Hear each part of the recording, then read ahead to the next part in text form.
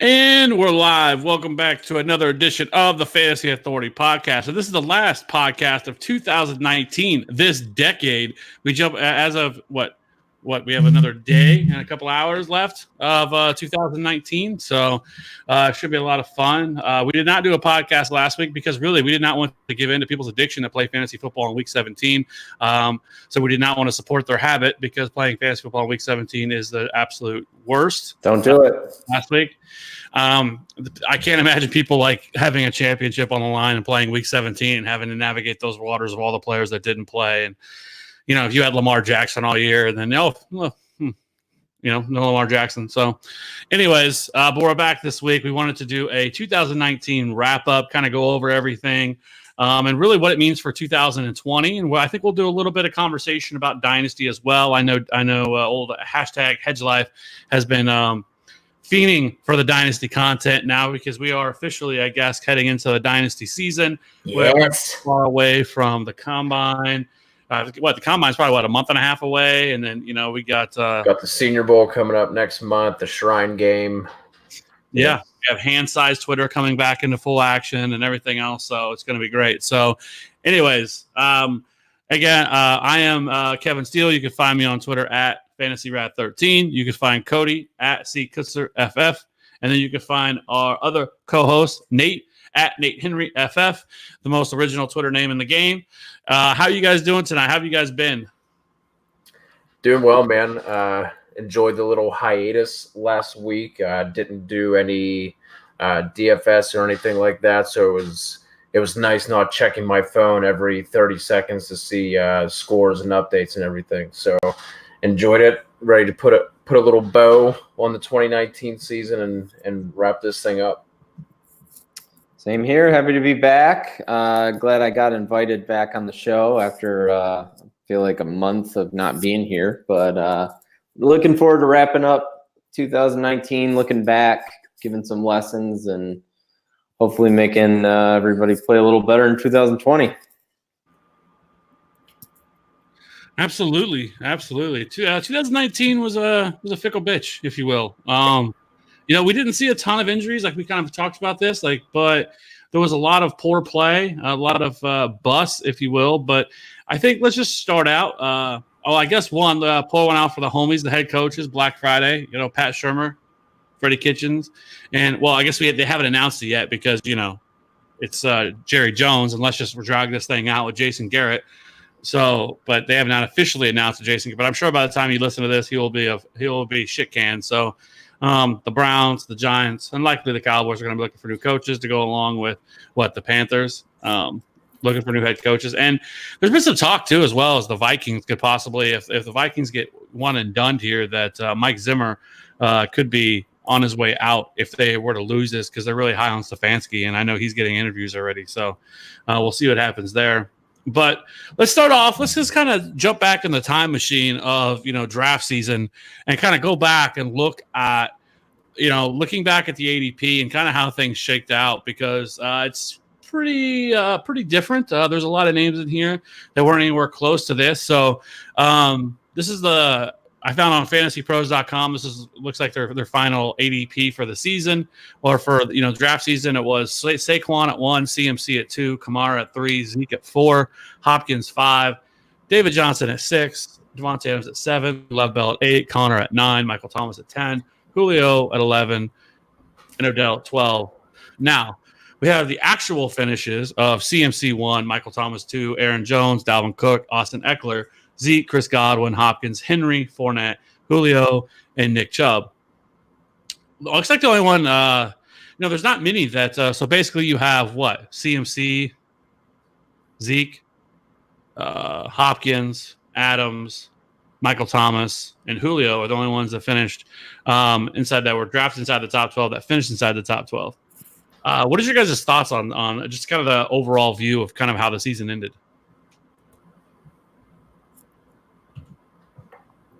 Yeah, I mean, you look at that list and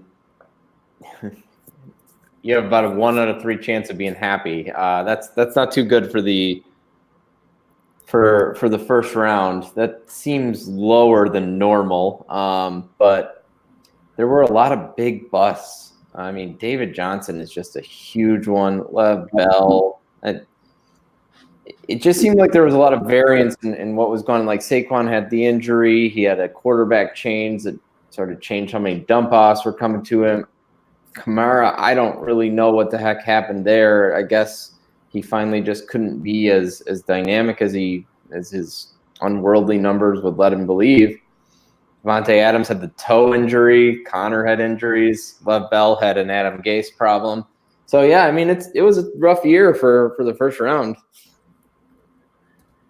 I mean, we talked about it a lot on the podcast. I don't understand why Lev Bell was a first round pick to begin with. I mean, I think that was the bigger problem. But I mean, Kamara, I think if you look at Kamara's like per touch numbers, they're not that much different from what they have been over the past couple of years. It's just that the touchdown regression bug bit him pretty hard this year. David Johnson is just so weird, man. Getting supplanted by Kenyon Drake is just. I'm looking forward to if we get any kind of like off-season news about like what really went down. Like, was he just hampered by that injury so much and they weren't letting it out, or what was going on there? But yeah, if you look at the list of how they actually finished in the top 12. Austin Eckler at 5 is just crazy. I mean, he obviously had the huge beginning of the year, but for him to be sitting at 5, with how the second half of his season went, where obviously he wasn't putting up nearly the numbers that he was, is pretty wild. Godwin being at 7, that was a very common name on this here podcast in the off season, including every other website and podcast and Twitter handle. There were a few detractors, but that name grew heavy as the off season went on. So, Kev, any thoughts that you have here on the top 12 of ADP and the actual finishes? I think it's something to be said about a couple of these. I mean, the Saquon one, of course, we know that he had the really bad high ankle sprain, came back probably a little bit too early, played through it, really didn't really start coming back on and start looking like the Saquon that we all expected him to until the very end, the last couple of weeks of the season, and even last week against a really good Philadelphia defense. Threw up the Tyreek, throwing out the peace sign while I took it to the house on him, but of course, he was a disappointment. He was the number 1 overall pick and did not finish anywhere close to that. But other than that, like CMC, looking back at it, he probably should have been the consensus number 1. I mean, he was number 2, but I think a lot of people kind of went back and forth with Saquon and Kamara and Zeke over the offseason. But a guy that had over 100 receptions the year before, and PPR league, which I think is pretty standard now, and this is PPR ADP, it should have just been logical that a guy like CMC would be, at least his floor, you knew it was going to be there. He was still really the only one there. There shouldn't have been anything to worry about. So looking back at him, but dude, I mean, his season was so amazing. I mean, he almost outscored the number 2, Michael Thomas, by almost 100 fantasy points. And then, really, Michael Thomas had a historic season, because once you get past that, I mean, he outscored number 3, Aaron Jones, by 146 fantasy points. He was a cheat code this year. And if you had him, you likely went to the playoffs, and you likely, had a very good shot of winning a championship. Though I will say it's crazy, because in my best ball leagues, I didn't do a ton of best ball this year. I think I played 10 lineups, and I ended up cashing in 7 of them, and none of them had CMC. So I don't know how I did, or Lamar Jackson, by the way. But anyways, so for me, I mean, I think a lot of it says to me about the guys that are safe, right? The guys that end up finishing inside the top 12 were CMC, Michael Thomas, Zeke, and then you had Hopkins, and then Julio, and so those guys. I think that if you were to start the season, you could say those guys probably felt the safest and had the highest ceiling or the highest floor, just because of their opportunity. Where the guys that were drafted inside the top 12 that didn't. David Johnson, of course, you had to have concerns. I mean, he hadn't really had a big year in a couple of seasons. Of course, we loved everything going on with Cliff Kingsbury coming in and running that offense and all the hype that he got. But, and you look at that Lev Bell, we knew that was going to be a really risky situation. James Conner just has never been able to stay healthy in his career. Odell has been more hyped than anything. I think he hasn't finished as a wide receiver 1, I believe, in I think it's like 2 years, 3 years. So, I mean, all these guys were riddled with concerns, and taking the Saquons, or not the Saquons, the CMCs. I guess Kamara would be the outlier to that I don't think anybody saw coming. But if you looked at how efficient he was throughout his career, that a lot of his production came because of how efficient and the touchdowns. So the positive regression that came, or the negative regression, the regression that came for him, I guess maybe wasn't as shocking. But overall, I felt like that's kind of what you're looking at here. And I think there's something to be said about that. Of course, swing for upside is always there. We love Dalvin Cook. He finished as RB4. He likely would have finished higher than that, maybe possibly, as number 2 overall. He finished as RB3. But Aaron Jones ended up surpassing him with 303 fantasy points. But I think the one that really sticks out to me that is Austin Eckler. I knew that. I remember having this debate with you, Cody, going into the season, and you weren't as high on Eckler as I was. But I still didn't think that, even if you would have asked me, there was no way I would have said that I thought he was going to finish as the number 5 overall fantasy score, not including quarterbacks. I knew that Melvin Gordon was going to come back, but at this point, heading into the offseason, how do the Chargers tell a story where they try to bring back Melvin Gordon when Austin Eckler has played as well as he has? He has just destroyed him this year. And then they bring Melvin Gordon back, and you felt like, okay, Austin Eckler's going to fall off a cliff, and he really didn't. Yeah, I mean, even if we could have had a time machine and said that he finished as an RB1 just in general, I think that would have been, you would have looked at that as a really good year for him, let alone as, the 5th overall player. But yeah, I mean, I agree. I just don't see what the point is in bringing back Melvin.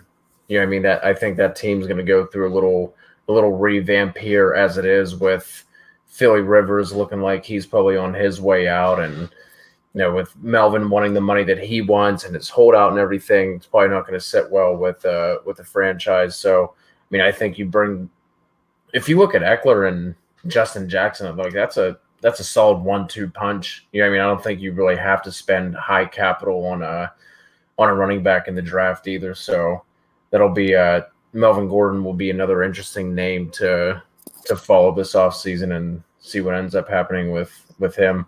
Is there just kind of off the top, is there a team where you would be excited to see Melvin land with, where you might think about taking him, let's say in the first 2 rounds next year?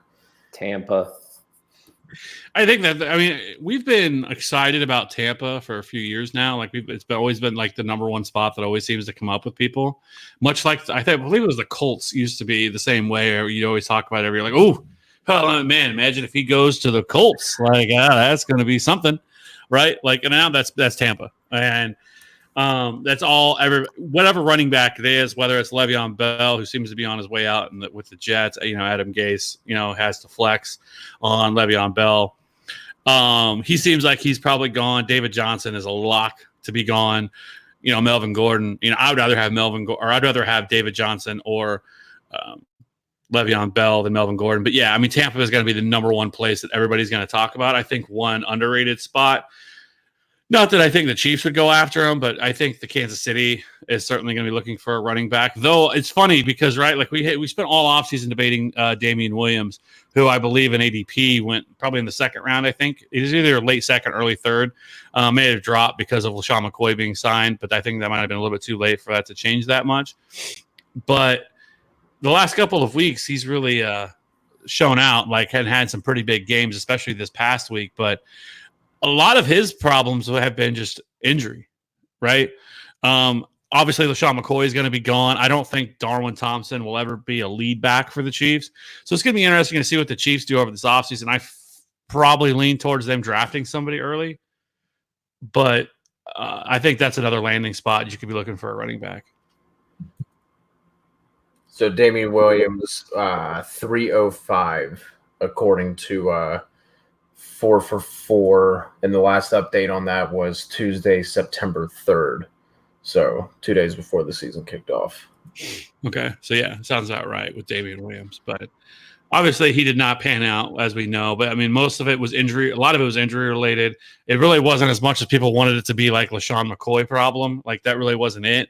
Anytime he really was healthy, he got a heavy workload. We've seen it now these last couple of weeks. He's the clear-cut number one on this team heading into the playoffs. But so I think that's another landing spot that we'll be looking at running back. So this is going to be a pretty interesting offseason, I think, and more so than years past because of a lot of things that are going on. I think that there's going to be a lot of discussion about what's going to happen with the Patriots because right now I feel like as the Patriots, like I don't. This is like usually like you see the Patriots and they kind of go through these stretches every year where you're kind of like, oh yeah, the dynasty's over, it's over, guys, and then they sort of kind of turn it on in December and then they just wreck shop through the playoffs. I don't know if you feel that way about them right now. I certainly don't. Of course, anything could change. They play the Titans, but I feel like the Titans at least have a pretty decent chance of actually knocking them off. But I think over the offseason, if they do, like everybody's going to be saying that the dynasty's over. And I think there's a strong chance that Tom Brady could be gone and could go somewhere else. That's the rumor.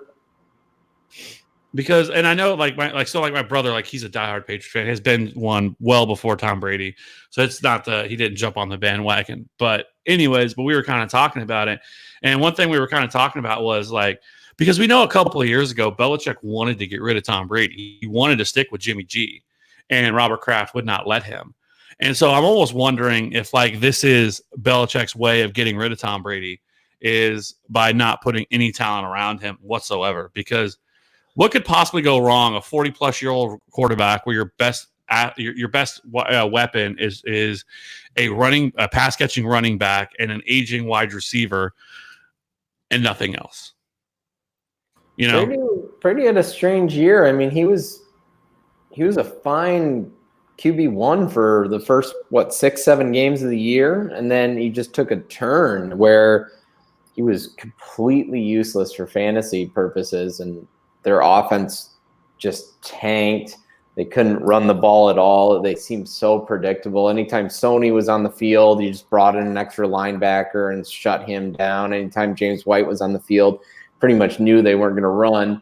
And Brady's numbers were not good the second half of the year. He wasn't throwing the ball downfield as much. I think his average depth of target was one of his lowest of his career. So yeah, I mean, I think he's starting to hit a wall, but I mean, well, who knows? There is some correlation with that, with their schedule. With the early part of their schedule was complete garbage, and then all of a sudden they started playing better teams, and all of a sudden things changed. I don't know. We'll see. It's going to be fascinating to watch this playoffs. I really hope the refs don't screw this up like they did last night on that Jacob Hollister non-call. Like, can we review it? Can we not review it? Isn't that what that's for? I don't know, but that was horrible. They cost the Seahawks, which was hilarious because I think today. Al Riveron came out and said that they didn't review it because it looked like that Hollister actually initiated the contact, which I'm like, what game are you watching, bud? Because like the linebacker clearly was draped all over him well before Hollister ever touched him. I don't know. I thought it was hilarious, but that's neither here nor there. As far as the actual finishes, the play where guys ended up, Nick Chubb, I think, is going to be one that I think is going to be pretty interesting next year heading into draft season because what they do at running back, like I just can't imagine they bring back Kareem Hunt. Kareem Hunt's another guy that's going to be a free agent, obviously, and he signed a 1-year deal. So clearly he's another guy that's going to be looking for a home, and he might be the best option for teams, especially a team like Tampa. Who he is a younger running back, obviously was cut on his rookie deal with Kansas City, played 1 year here with Cleveland. And so I believe he's 24, 25 years old. So he's certainly, I think, the youngest option of everybody that's available. But I think with Nick Chubb, like, where do you guys see him going next year? Like, where would you, if you were drafting today, and let's say Kareem Hunt left, where would you put Nick Chubb? He would be in the first round for me. Pretty comfortably, especially if Hunt is gone. I mean, Nick Chubb was easily one of the best fantasy running backs and just one of the best running backs in general up until it's just so weird to me too how they like refuse to use him as a receiving threat on a consistent basis. There were a couple of those games where he was getting 5, 6, 7 targets, and then the press conference would come out and they were like, "Whoa, hey, we know he did well, but we can't be doing that." And then once Kareem Hunt joined, what was that, week 10, 11, something like that, he just completely took all of those looks away. And Nick Chubb was still putting up RB1 weeks with no receiving ceiling or floor. So he would easily be a first-round pick for me next year. Yeah, I think he'd slide somewhere around like 7 or 8, maybe 9. Probably want Tyreek Hill over him, but it's pretty close. It's right around there with the Hopkins, Chubb, Hill crowd. Well, let's have some fun then. Let's do this. Tell me what your top 5 would be. What would be your top 5 in terms of rankings as of right now? Do we even need to debate one? It's so obviously CMC the number 1 pick. I mean, it hasn't been this obvious since Larry Johnson was wearing a Chiefs uniform. I think Gurley after the first year with McVay. Sure.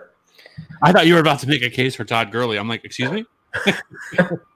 CMC is number 1 for me. I think I'd still slot Barkley number 2. Yeah, the way he's played the last few weeks, he looks like that back we drafted in the top 3 of almost every league this year. I don't know what to make of the. I think if Breeze comes back, Michael Thomas would be 3 for me. Yeah, I agree. I would slide Thomas ahead of Zeke simply because we don't know what the coaching staff of the Cowboys will be. It's probably Urban Meyer, I guess, but that probability probably makes him 5 for me with Dalvin Cook 4.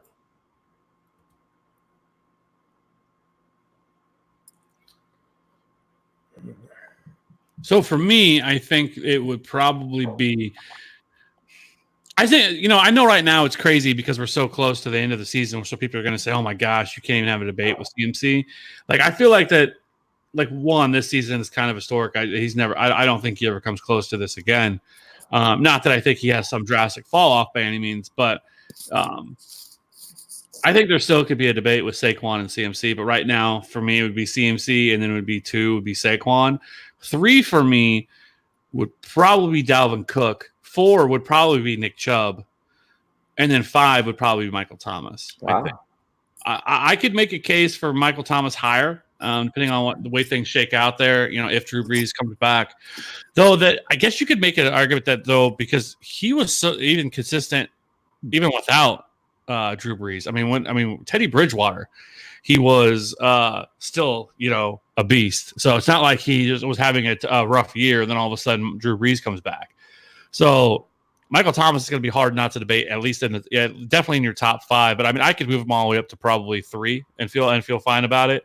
But I do think Dalvin Cook and Nick Chubb both deserve to be in the top 5 for sure, especially with Nick Chubb. I just feel like that one. We're going to have to wait and see what coach comes in, and hopefully they bring in an offensive-minded coach. Especially with Baker. I think Stefanski would be a decent option for them. I know that they were going to be bringing him in to talk to him, which I think is interesting because I think something to notice there. I don't think this is a John Dorsey thing. I think this is the owner making this because I think John Dorsey's on very thin ice with the Browns because he's not a good GM. But regardless of that, I just think Nick Chubb, as long as they don't do something crazy and bring back Kareem Hunt, which I don't think happens, I think it's wheels up for Nick Chubb in 2020. Well, we like our top picks to have very little risk, right? And you want to talk about CMC a little bit. He's had Norv Turner the last few years, and the one thing we know about Norv is he rides his RB1 to death. And so we looked at CMC having 90 plus snap percentages for 2 years in a row now.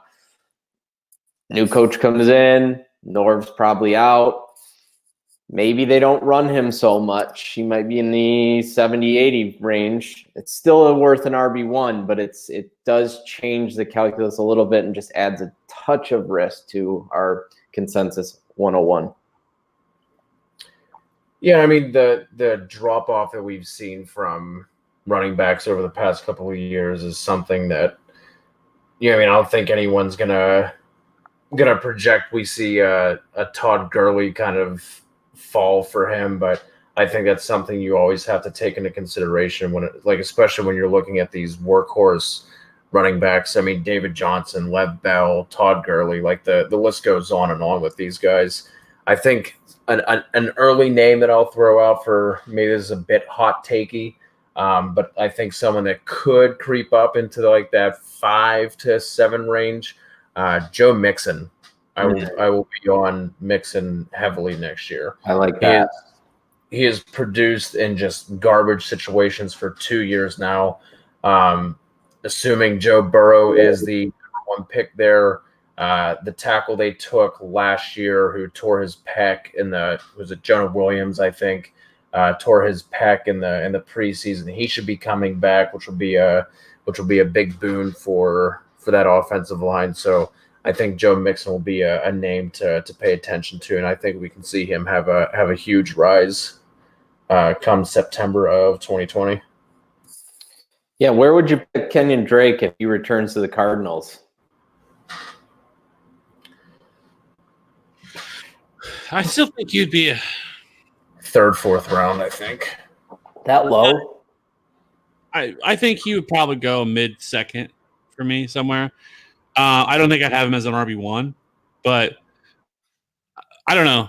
I can see the case, but it will be interesting to see how they utilize Chase Edmonds as well, sure, who has flashed some as well. But it seems to me that Cliff Kingsbury is committed to having a really workhorse back. So I think that could be Kenyon Drake, but we'll have to see how things shake out because we saw Chase Edmonds too and how explosive he can be. So I think they would like to probably get him a little bit more involved as well. He obviously got hurt, missed some time. I don't know. The David Johnson thing will always be. I really hope we someday find out what really happened. I have a feeling it's more to that they want to trade him and they're trying to preserve him to not get him hurt over the offseason so they can trade him. Because why would you run him out there for a few snaps or whatever if he was actually that hurt? It just seems to make more sense to me. And it's not like he's a Cliff Kingsbury guy or anything like that. It's not like he's somebody that he has allegiance to. He didn't draft him.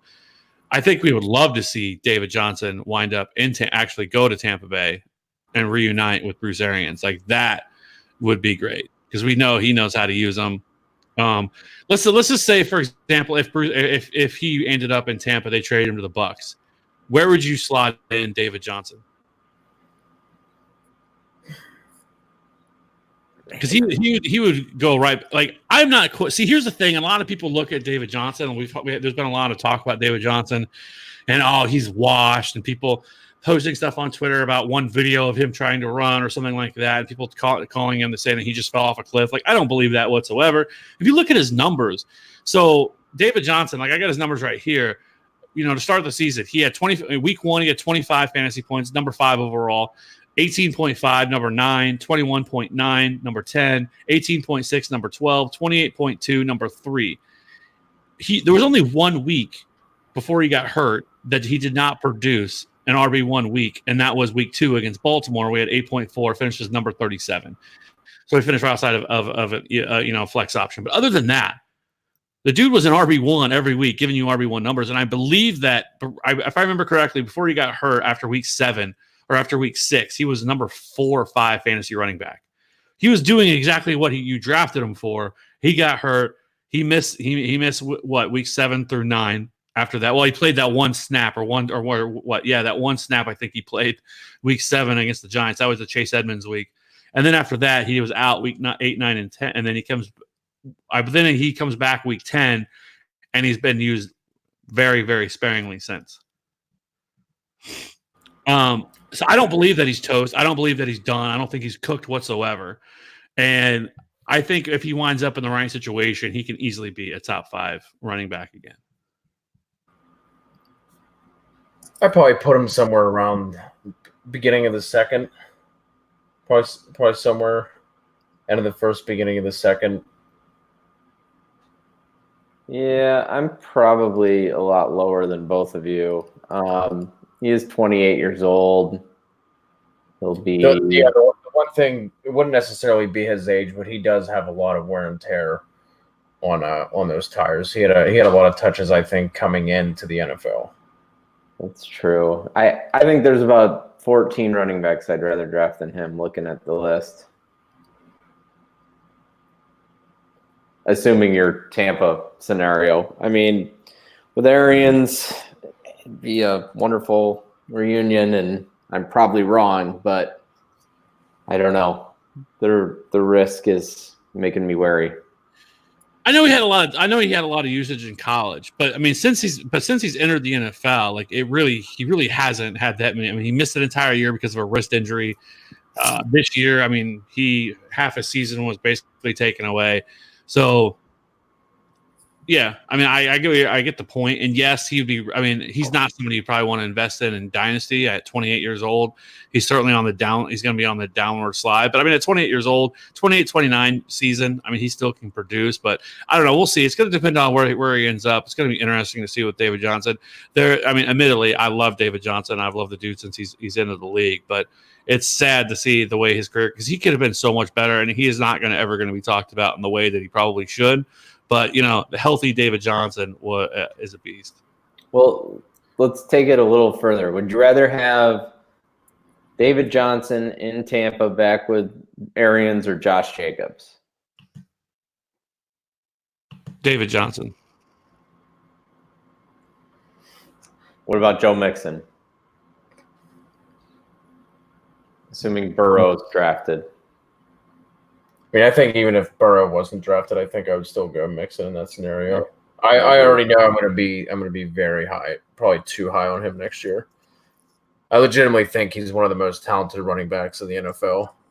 I agree with you.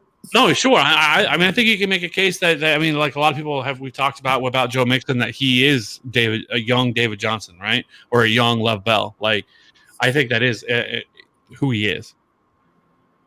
Nate, what about for you, Miles Sanders? I think he's going to be an interesting name during draft season next year. Miles Sanders or David Johnson in that scenario? See, in that scenario, I think I'd go David Johnson. I worry about Peterson trying to limit Miles's touches.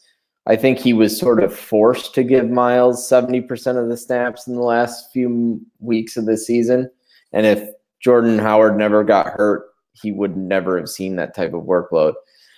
He's showing he can do great things when he gets that workload, but Peterson just scares me because he never gives one back a ton of carries unless he has to. So, but man, it's close because I like the youth, but I think I'd go Johnson in that scenario. What about Zeke? We haven't really talked about Zeke at all. Like, the last couple of weeks, he finally started being utilized more as a pass catcher, but for the most of the season, he really just hasn't been utilized as a pass catcher, which has really hurt his value some. Obviously, we're gonna have to wait and see what who they bring in as a head coach, what happens there, what's the situation, to kind of get an idea, I guess, on how they're going to use Zeke and stuff like that. But where do you guys view him? Because he's somebody that we really haven't talked about.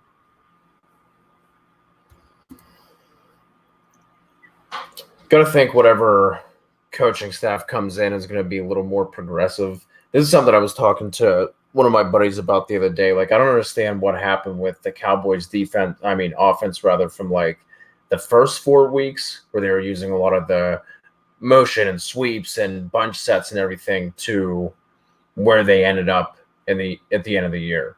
You know what I mean? Like how well everything was going. But anyway, you have to assume it's going to be a more progressive offense that comes in. So hopefully he's going to be targeted a little bit more. I mean, through week 17, had 72 targets, literally half of what Christian McCaffrey had, and that was also 36 less than the part-time player of Austin Eckler. So he showed last year that he can obviously be really successful with the targets he gets, and with obviously being utilized in the passing game. So you have to figure he's going to be targeted more. Still going to be a first-round pick. I think like 7-8 range, somewhere around there. Yeah, 71 is still pretty good. It's not the 95 he saw in 2018, but it's a lot more than the 38 and 40 he saw in the first 2 years of his career when he was still a dominant running back. I think that Jerry Jones will impose his will on whatever coach comes in, and Zeke will still be the central focus of any offense that comes in. If it is Urban Meyer, Urban knows what to do with Ezekiel Elliott. So I'd imagine he'd still be a top 5 pick for me next year. Is Urban the front running name? Just real quick, because I think it's the name that's been floated out there the most. I think okay. Sorry, what were you going to say? I think it would be a complete and utter train wreck to bring in Urban Meyer. Like, Urban Meyer is one of those. He's an alpha, right? He's kind of like Nick Saban, where he's so used to being able to run everything, and that's just not the way things go. And especially, it's not like he's going to go to a team where they're going to give him complete, control of the, of the roster and all the moves. That's not going to happen. Jerry Jones runs that team. He's the GM. And so basically they're just going to ask him to come in and coach the team. And I just don't think this is a good spot for Urban Meyer. Like, I think Urban Meyer, if you ever want to coach again, just go back, stay in college. Like, he's one of those guys that's where he should be. And I don't know. I think this would be an utter disaster, at least for the Cowboys anyways, for them to bring in Urban Meyer. But, if you look at his numbers, though, really, they weren't terrible. He still finished with 1,235 rushing yards, 417 receiving yards. He had 12 touchdowns, and he's finished number 5 overall fantasy points per game, 18.9. So it wasn't a terrible season by any means for Zeke. The carries were down a little bit. He had 283 compared to the 305 he had last year. The big drop, though, really the drop in fantasy points per game came from the targets, because he went, like you guys said, from 95, he had 95 last year down to 72. He also had his red zone touches this year. He had 64 of them compared to last year, we only had 51. So they tried to get him the ball more, which of course, led to a little bit more touchdowns as well. So yeah, I think Zeke is going to be an interesting study, because he never really felt like that he was just having monster weeks, right? Like, he never felt like a guy that kind of carried your team to the championship this year. He more felt like he was just kind of like, steady Eddie, just kind of continued to put up, decent numbers every week, but wasn't a guy that just kind of put up monster numbers for you. In comparison to a guy like the Tyreek Hill of the running back position and Aaron Jones, where Aaron Jones either had monster weeks and won you your week, or he got you 3. Yeah, he's also going to be an interesting one. Like, we always see, like, especially these guys that finish the year the way that he did, how much they get propped up. And be interesting to see if there are any philosophy changes with, between the running back. Are we going to see Aaron Rodgers passing more? How all that's going to shake out? So there's going to be so many interesting storylines to kind of keep track of and follow as the offseason progresses. You mean he can't finish? You don't think he's going to reproduce his 19 touchdowns that he had this year? You don't think that's going to happen? Oh, I can't wait for Kev to go on a tangent about the regression. Like Pat Mahomes from well, this even, year. That, like, I saw people taking victory laps on Patrick Mahomes, right? Here we go. Well, it's just not accurate. Like, he was a top 5 quarterback before he got. I know we've already. I think we've talked about this already once. I feel like we have, but I don't know. I feel like we use that term way too much. If a guy had a really good year, all of a sudden it's like regression the next year. He's going to regress, guys. Stay away from him. He's going to regress, and I don't know. I just think it's a little silly. Do I think he's going to score 19 touchdowns next year? No, but I think he can improve in other areas. He did finish with 900. What did he have over 1,000? I think he might have hit over 1,000 after last week. I know he got hurt, but anyways, with Aaron Jones, I still think he's a dominant player. I mean, you look at his efficiency numbers, and they're everything that you want to see in a running back. You go beyond his stats. So he was 8th in evaded tackles, 8th in juke rate, 10th in yards per touch. So, number 3 in fantasy points per game. But like I said, I mean, his numbers were kind of all over the place. 4.9 week 1, 25, 15, 17, 49, 8, 18, 41, 3, 27, 3, 7, 31, 17, and then 28 week 16. So, I still love Aaron Jones. Like, where would you guys take him next year? Is he a guy that you have in the top 12?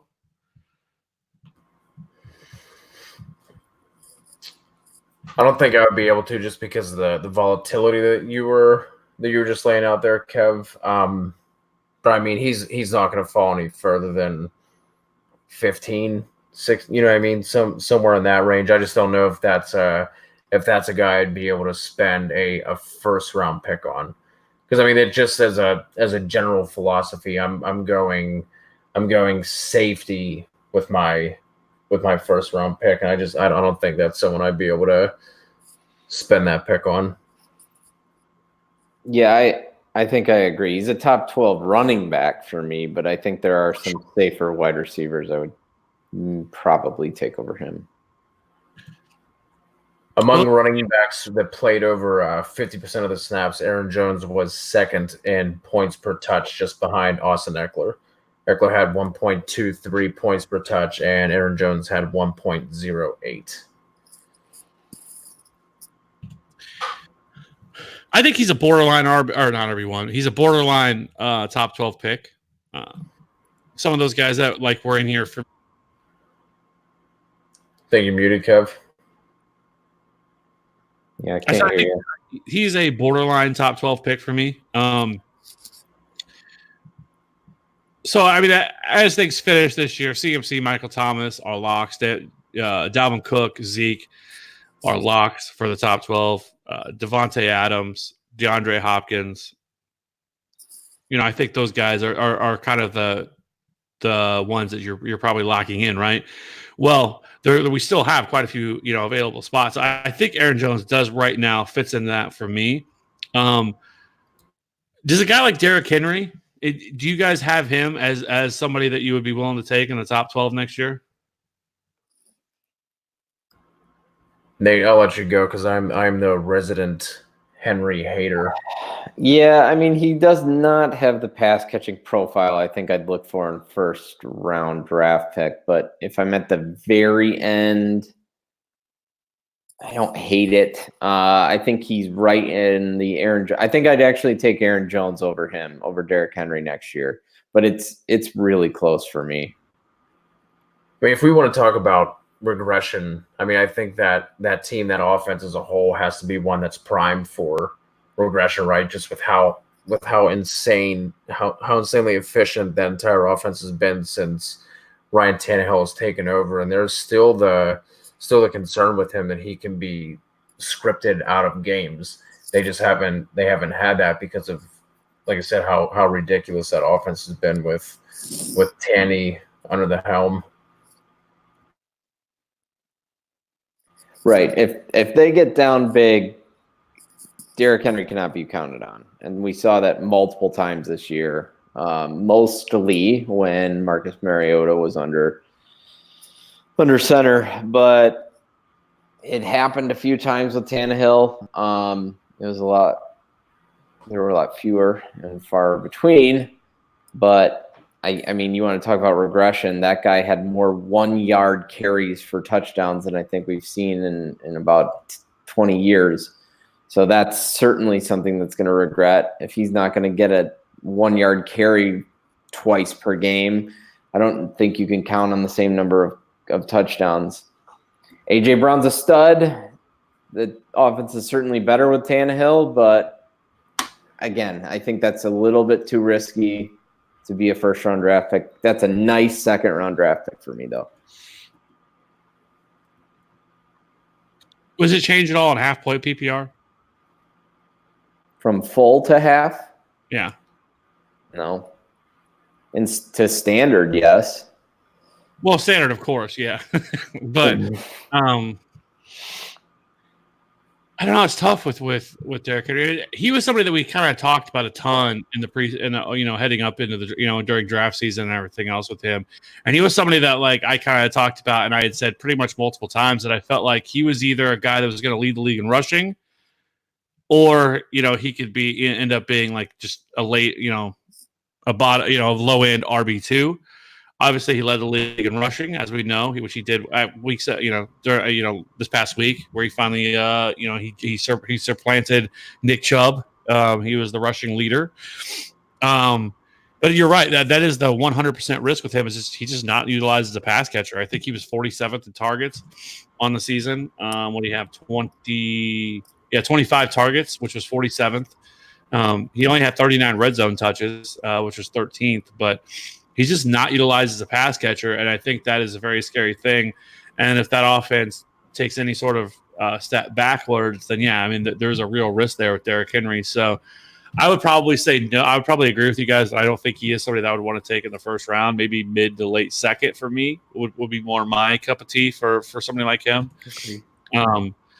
But yeah, so I think it's going to be interesting to see what happens with him. But I know a lot of people are right, especially right now. You see people putting out like 2020, their top 12 or whatever right now, and like we're living off of recency bias of everything else of what we're just coming off of. I think people will change their mind once once we get more information, once we have the draft, and once we have free agency and everything else. I think it's going to change. I think people's opinion on Derrick Henry is going to go down a little bit. I do not think that he's somebody as of right now that I would want to take in the first round. So to kind of put a little dynasty rookie twist on this, Kev, let's say I think the general thought is that the Chiefs do draft a running back relatively early. Let's say they get like one of the top 4 or 5. So we're talking DeAndre Swift, Jonathan Taylor, Travis Etienne. A lot of people are throwing Dobbins up there now with the performance he just had this past Saturday. Let's say they nab one of those, like I said, top 4, top 5 guys. Where do you think that running back ends up in terms of like redraft? How you think automatically plugged into like the second round? Yeah, and I think you can even, depending on their profile, if their profile is a 3-down back, which is something that Andy Reid typically uses, I think you can make a case as a first-round pick. I'm so excited to see this. Because we know how – so the Chiefs' offense really wasn't as good as what it was last year. We know this. A lot of it had to do more with the fact of injuries. And it wasn't just the Mahomes injury against the Broncos. It was – Tyreek Hill was injured for 4 or 5 weeks of the season. Their offensive line, like this was like a mash unit team there for the first half of the season. We didn't see until the back half of the season where everybody started to really get healthy and everything else, and that's when they started to click. So I think this offense takes a step forward next year from what we saw from this year. There are a lot of efficiency stats show that they really haven't changed all that much, but. So yeah, I think you add a dynamic running back to this mix, and yeah, we saw like with Kareem Hunt or even Damian Williams, even a couple of games this year that a running back in the Andy Reid system can be gold, and so the right player and the right if it was like DeAndre Swift or something, which I doubt, I think he has a shot at going in the first round. But if the Chiefs were to take one and even trade up in the second, because they're kind of a team that doesn't have a ton of holes that they're going to have to go out there and try to address this offseason. So they're a team that can be super aggressive with their picks. And if they feel like that they need a running back, if it was somebody like that, then yeah, it would be hard not to view them or that player as even as crazy it would be, maybe late first, early second round pick. Kevin, is Sammy Watkins somebody who's going to get cut this year? Absolutely. 100%. Right. That is 100% stone cold lock that he is going to be cut, because that dude there was the worst signing by Brett Veach that he's made in his career as a GM here in Kansas City. So crazy, right? Like all the Sammy Watkins truthers do victory laps after week 1, has that monster week, and just falls off a cliff afterwards. Like has not been seen again. Yeah, agreed. Mecole Hardman's a name I love in Dynasty and Keeper Leagues as well. That is somebody I'm very excited about.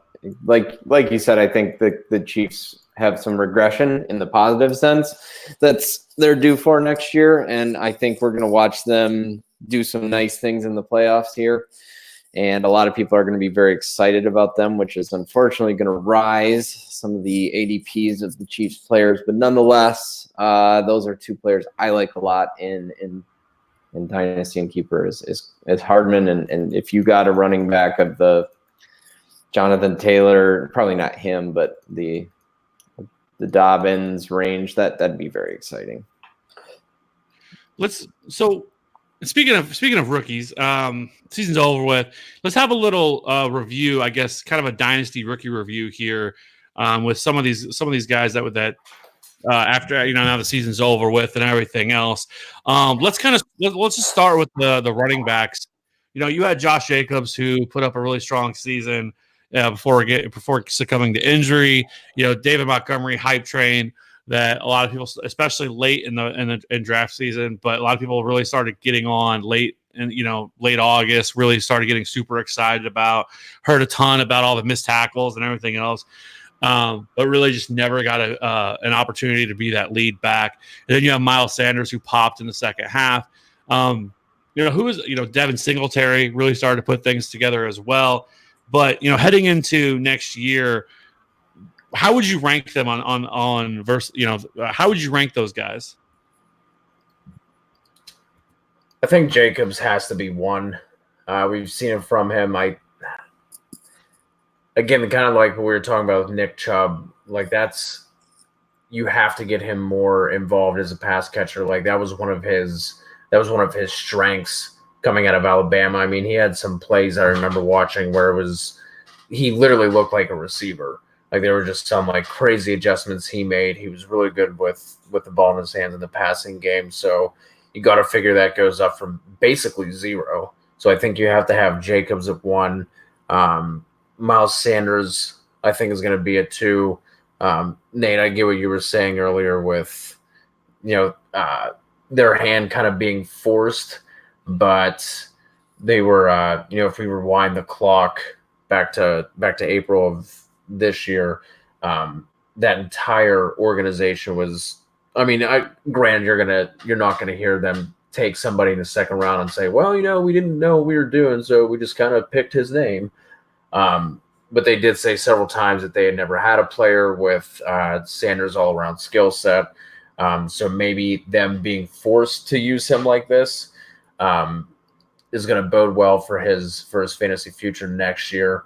And I think somebody, we haven't talked too much about receivers yet. AJ Brown is obviously going to be up there, and then somebody that I like a lot, Deebo Samuel. I'm not sure what Emmanuel Sanders' contract situation is, but it seems to me that they make a more concerted effort to get Deebo involved more so than Emmanuel Sanders, and obviously Deebo had himself a pretty nice game yesterday, so he would definitely be in that top 4 for me as far as rookies go heading into next year, their second season. Who else would you guys be throwing up there? AJ Brown has to be my favorite rookie of this year. I love AJ Brown. I think he's a monster. I'd probably put him towards the top of a lot of dynasty drafts of the existing wide receivers. And then I like Devin Singletary a lot. Yeah. Obviously, they're going to move on from Frank Gore this year. They already basically did, but I think it's his backfield to take. And when he gets the opportunity, he's a really nice player, good pass catcher out of the backfield, dynamic. I I think he's somebody to keep an eye on as well. I like the Deebo Samuels call a lot as well. I think he's a perfect fit for Shanahan's offense. This sort of H-back wide receiver hybrid who just does a lot of things out of the backfield and in a route. And I think he's only going to get better as they find even more gimmicks to get him involved. I like that a lot, Cody. Thanks, buddy. No problem. It's nice to have you back. Terry McLaurin, I think, needs to be up Absolutely. there. I mean, somebody, like it talked about Joe Mixon producing in an absolute trash surrounding. He's somebody that should be up there. Paris Campbell is someone who's forgotten. He dealt with a bunch of injuries, but that's another situation where the team was really excited about landing him in the draft. I think Indy is going to be looking at quarterback one way or another, whether that's through the draft or through free agency. So that's someone I'd be excited about. And then, we don't give tight ends a lot of love, but Noah Fant, I'm going to expect him to end up being drafted in the top 10, top 12 kind of range next year. Just an athletic freak. Drew Lock, I think, takes another step forward. I don't see any reason why he shouldn't be their starting quarterback next year. So that is as another rookie that I would be high on going into next year. Someone you can, like I said, with the tight end position, you can get him a little bit later. What about TJ Hawkinson, though? Because, I feel like he's the kind of forgotten guy. He had that monster first week and then sort of kind of fell off a little bit. Obviously dealt with a lot of injuries this year, not having Matt Stafford. Which Matt Stafford, pour one out for him. Like, we all forget about how good Matt Stafford was when he was playing this year. Like, he was balling prior to that injury that he went down with. So, like, I still feel like the Lions offense has some room to grow. They still have a pretty strong offensive line. But TJ Hawkinson is somebody that I think a lot of people have kind of forgotten about because of the injuries and everything else. But I think he has the potential to be better than Noah Fant. Like, he has the potential to be the best tight end in this class of this season. I don't know what they're going to do with Marvin Jones. I wouldn't be surprised if he's gone after this year. Obviously, Kenny Golladay is still a monster. And then with Matt Stafford coming back next year, I think this offense could be fun to watch. Well, it's also going to be interesting to see what they do with Kerryon Johnson. Like, is Kerryon Johnson he feels like he possibly could be the Dalvin Cook for next year. We know he has the potential, he has the upside and everything else, but he's just not been able to stay healthy to be able to stay on the field, a la Dalvin Cook. But so it'll be fun to watch with Kerryon Johnson heading into his third year next year and where you can get him, because I venture to believe that he probably will not be as highly drafted as he should, and somebody that I think that has a pretty high ceiling. Yeah, and just to see if the Lions finally fully commit to him. Is that a case of they don't think he can handle a full workload like that with his injury history and what he's gone through his first 2 years? So that will be an interesting one to follow. Nate, you have anything to add to that the Lions and Kerryon Johnson? Yeah, I think they really liked what they saw out of Bo Scarborough. So you're looking at a committee next year.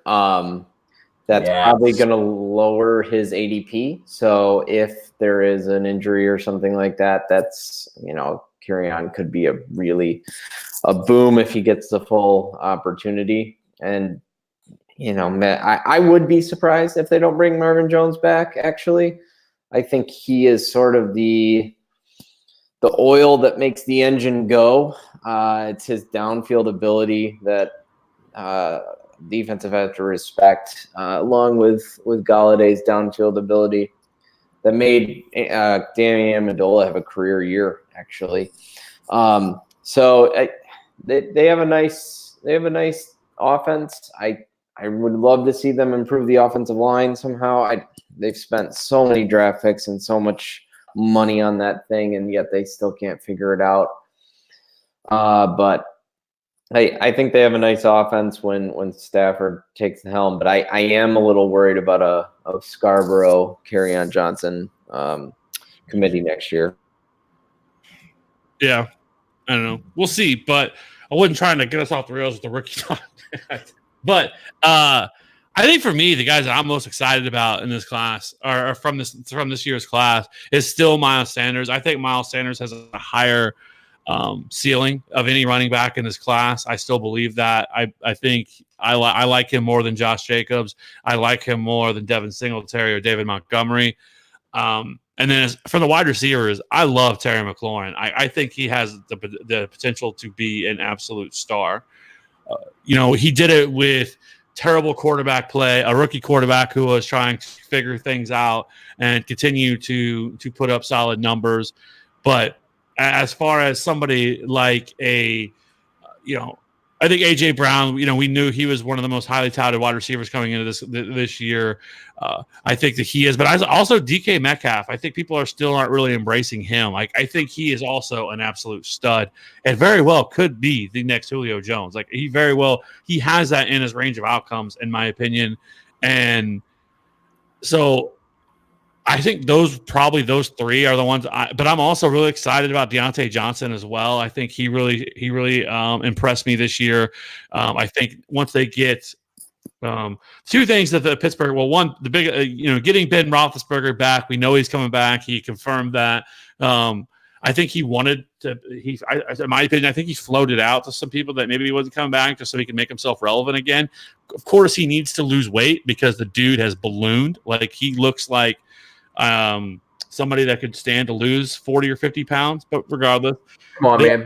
Let's be easy on him. How do you expect him to do cardio whenever he has an arm injury? You know what I mean?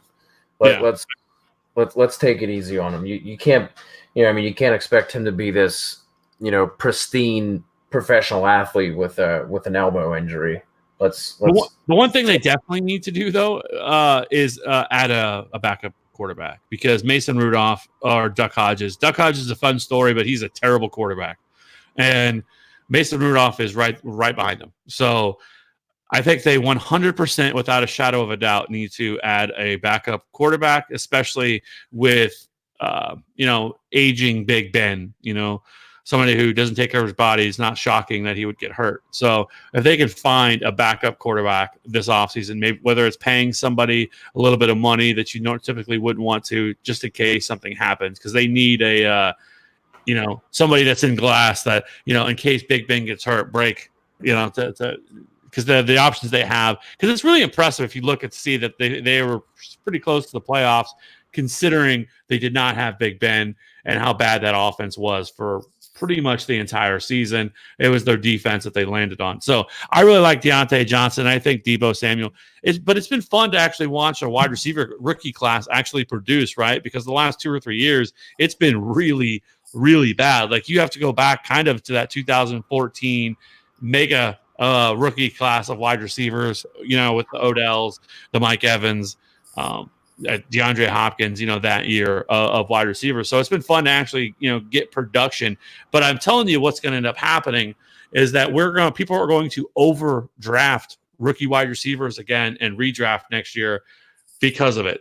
And they're going to overinflate them. And you're going to see the Jerry Judys of the world and some of these other ones fly up, CeeDee Lamb, fly up draft boards and be overdrafted because of what just happened this year. Not that I think that this wide receiver rookie class that's coming up in 2020 is going to be amazing, and we'll definitely get into it in future podcasts. But I still think people are going to overreact a little bit. Yeah, I have a question about that. Do you think that this class was just special? I mean, we heard a lot of pre-draft people saying that the talent was in the wide receiver group this year, not the running backs. Or do you think that teams are just involving rookie wide receivers in their offensive game plan more? I mean, you look at the list of rookie wide receivers who we all saw pop: DK Metcalf, Deebo Samuel, A.J. Brown. Marquise Brown was involved in a lot of games whenever he was healthy. Hunter Renfrow was relevant. And Mecole Hardman was great. Terry McLaurin was amazing.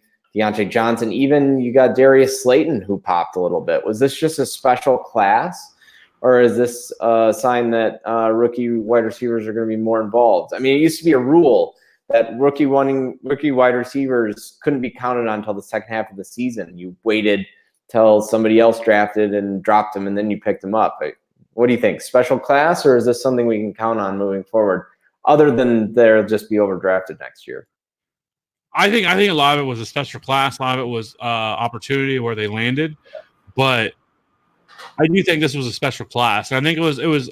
I don't feel like that heading into the offseason or after the draft or even this in 2019 that people were just. It's not like people were falling all over themselves for a lot of these guys. Like people weren't talking about Darius Slayton, or Deontay Johnson, and there was low rumblings here and there. People weren't super excited about these guys. Yeah, there was discussion about DK Metcalf and AJ Brown to certain extents, but it wasn't like this like fever of oh my goodness, right? Of a class. And we kind of do this every year. Like last year, everybody was super excited about the rookie quarterbacks for this year that were going to be coming out, and it was Tua and Herbert that people aren't seeming to talk about nearly as much. Now it's Joe Burrow, but for me, I just don't think there were people that were as excited, at least in my opinion, about this class, this wide receiver class. I think it was a special class. There are so many players that we've seen come out from here. I mean, even Hunter Renfrow, like you talked about, like he looks like he could be a pretty special slot wide receiver for the Raiders, something that they don't really have a ton of. I mean, the other best wide receiver is Tyrell Williams. So they're probably another team that's going to be looking for a wide receiver early. And, maybe he could be a fit for like a Jerry Jeudy, but I think he could go a little bit higher. But the Raiders have the ammunition to move up if they wanted to make that move, or they could, improve along their offensive line or their defense. But this year's class is going to be pretty special to watch. But overall, I think this 2019 rookie wide receiver class is just special. I think one of the reasons why we didn't hear too much buzz as far as redraft goes in terms of the rookie receivers, I also think it's an important lesson, just in terms of kind of adding a dynasty twist to this, is just overrating landing spots. I mean, you look at DK Metcalf. It was, it's a run first team, and Tyler Lockett's there. How many targets is he going to get? Deebo Samuel. Everyone was, myself included.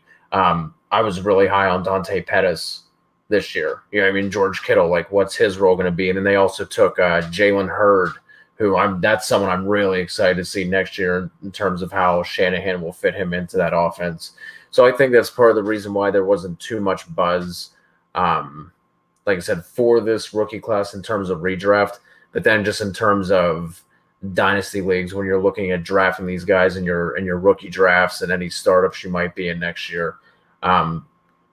Obviously landing spot is important, but don't overweight it. The situations and everything can change very quickly. Like, for instance, when Juju was drafted to the Steelers, I remember I was like, I just don't know what his role is going to be. Martavis Bryant is there. Let's not forget about that. And AB, like how many, like, and how quickly that changed. So that's just a little nugget as we start to transition from the 2019 season to the 2020. For sure. So I think there's a lot of different things that go into it, but I do think that this year's class was pretty exciting. Even seeing somebody like you've already mentioned with Noah Fant, where you typically would have to wait a while to see tight ends really pay off. Noah Fant looks to be like the real deal as well. So anyways, yeah, I'm really excited to get into the 2020 stuff, start doing some grinding of the tape, some looking at measurables, and getting way too excited about guys running in shorts. That should be fun. We're definitely going to be doing some podcasts about all that. We'll probably get some guests on here, some dynasty guys, and I'm going to tell you guys why you guys are all a bunch of idiots and why. But regardless, because like today, like it bothers me because like I see stuff like, and I don't get it because my mind doesn't wrap around things with dynasty, right? Like today, I see, and then this is one person's opinion, but I feel like I see this kind of stuff all the time. And I think I talked to Cody about it earlier. Was I saw somebody and they had like N'Keal Harry as like for future outlook, whatever, as like number 3 and like ahead of Terry McLaurin and ahead of like Deontay Johnson was like 12th or something, and had J-Jaw ahead of him, and I'm like, Like, no, like, like, his argument was, I think in the tweet was that, oh, well, I'm forecasting future. I'm like, what have you seen from N'Keal Harry that says he's going to be anything? Like, I get it that guys to look at Devontae Parker, it took him 4 years to figure it out. And all of a sudden the dude's a monster. I get that stuff. But like, I live in the real, like in the now, and like, there's nothing that says to me that I think N'Keal Harry is going to be a monster. Could it change? Sure, but there's no way I would much rather have Terry McLaurin than N'Keal Harry, right? And so I see this stuff though, and I feel like sometimes people fall on their evaluations of how they felt about that player, like pre-draft and then draft, and will never let go of it and not reevaluate, as things are happening. And they just get so stuck in their evaluation of that player and how they felt about that guy. And they won't let it go, and they continue it. I'm like, there's no argument to be made that N'Keal Harry right now should be valued more or valued higher than a guy like Terry McLaurin after what we just saw, or a DK Metcalf, or obviously AJ Brown, or even a Deebo Samuel, or there's all these guys that that have outproduced them. Like, how can you realistically tell me that you would rather have N'Keal Harry than some of these guys? And I don't want to hear anything about, oh, well, he's in the Patriots offense. Like, yeah, real great offense, like one of the worst offenses among the group. So, Mr. Dynasty guys, we need to have a lot of conversations about this for people. So we can start figuring this out, because I feel like as a non-dynasty guy that I can bring something to the table to maybe talk some sense into some of you people, but I want you to tell me, people. Yeah, I want you to tell me why, what the thought process behind that would be as a dynasty guy. I know maybe you don't believe it, but somebody why people in dynasty would think that way. I think you hit the big point is their pre-draft evaluation of the guy, and then I think something that's kind of unique to dynasty Twitter and dynasty analysts versus redraft is we're going to see it this year. We saw it last year, saw it the year before. It's going to be the tape versus analytics guys. So if you're staunchly, like, obviously redraft analysts, use stats and everything too, but not to the extent of like breakout age and dominator rating. Like, you're going to hear a lot of these things over the next couple of months. So, I mean, if this guy in particular is a big stats guy, and that's what he believes in, and that's what he leans on, I guess I could see for N'Keal Harry being up there, because he did have a really nice production profile, the young breakout age, everything that the stat guys kind of want to see from there. But that's not something I get. I think whenever we were talking, Kev, you brought up J-Jaw and how he looks lost and hasn't shown anything. I think the argument for him would be that he at least has, as it sits right now, he has the clearest path to targets. There were a couple of guys you mentioned that you didn't understand the rankings, but with Arthega Whiteside, it's that he's tied to Carson Wentz. The N'Keal Harry thing I don't understand, because you're looking at one hasn't shown that much this year. The offense in general has not been good. What happens if Tom Brady's gone? But with J-Jaw, it's kind of the clearest path to targets as it currently sits. Obviously, they're going to have to do something either free agency wise or through the draft to help bolster that receiving room. You can't go into 2020 with Greg Ward as your WR1. Alshon Jeffrey is going to be back, right? And then Deshaun Jackson will be back. I thought Alshon was a free agent after this year. He might be. I haven't looked at the upcoming class. So maybe he could be. I guess it might make sense, because I know he signed a few years ago. So maybe he will be. But I mean, Deshaun Jackson will be back. They're definitely going to add some pieces there, but I don't know. Like with Arthega Whiteside, I saw nothing this year, and if there was a time for him to break out, we're at it now. Like, they literally have nobody. They're bringing a dude up that played in a league that is now defunct last year. Heading into this year, right? Greg Ward. Like, love the dude, love the story. Like, he's like everything else, but like, this is the time that he'd be breaking out, and he's not.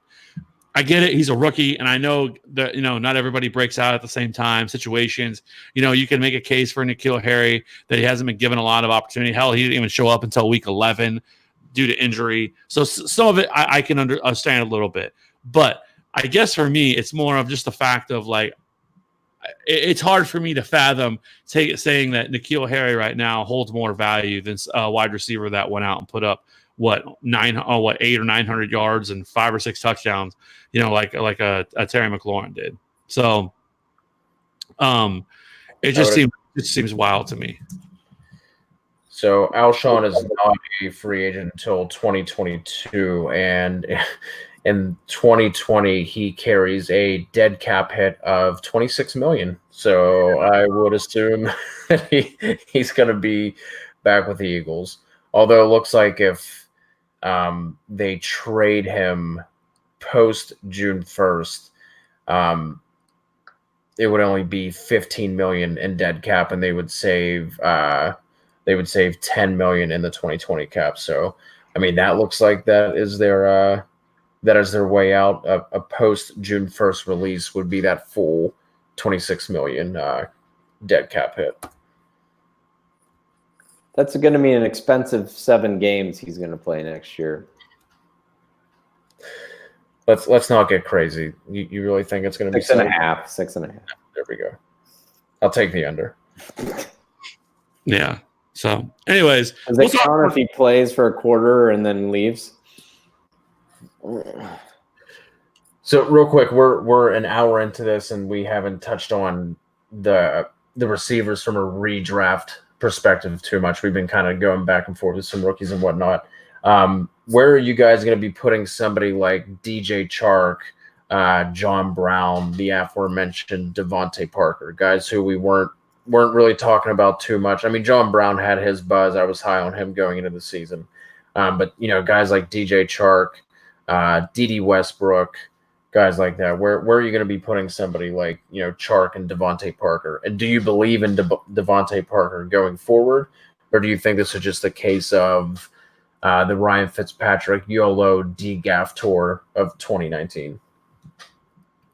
Well, we've seen him before, right? We've seen him make wide receivers very relevant. I mean, Brandon Marshall comes to mind with the Jets, right? Eric Decker. That was a fun team. Yeah, Big Dick Decker. Yeah. It's tough though with Devontae Parker, right? Like, we've been waiting for this breakout. Like he kind of became a meme, right? And it was every offseason as Devontae Parker hype season starts, right? With the beat reporters in Miami, and he is clearly the best wide receiver out here. Then the season would come and nothing would happen. But I don't know. It's hard to ignore. Devontae Parker is 27, so he's still, in that prime years that he has left. It's going to ultimately depend on what they have a quarterback for me. If I don't know what they're going to do a quarterback, right? Because I think they're at the 5th pick. They have more ammo than any team. They have a war chest of picks. It's impressive that they've won 5 of their last 9 games, by the way, considering all the guys they went out and traded. They traded their starting left tackle. They traded their starting running back. They literally were running out Patrick Laird. Like, Patrick Laird was a thing this year. And I don't think we'll ever hear Patrick Laird's name again, but God bless that man out here. But it's going to depend on what they have a quarterback. They could definitely trade up to the number 3 pick and give some of those first-round draft picks to the Lions. Yeah, but it would be like Tua, right? Like, that's who you're probably trading up for. I mean, I think at this point, because we know Burrow is number 1, but Tua with that hip injury, it's going to be something to monitor. Obviously, heading up to the pre-draft stuff, where he stands and when his recovery is with that. I'm obviously no doctor, so, but I feel like that if I'm the Dolphins and let's say they draft Tua, I think you have to bring back Ryan Fitzpatrick. I mean, I think I would. Absolutely. Right? Yeah.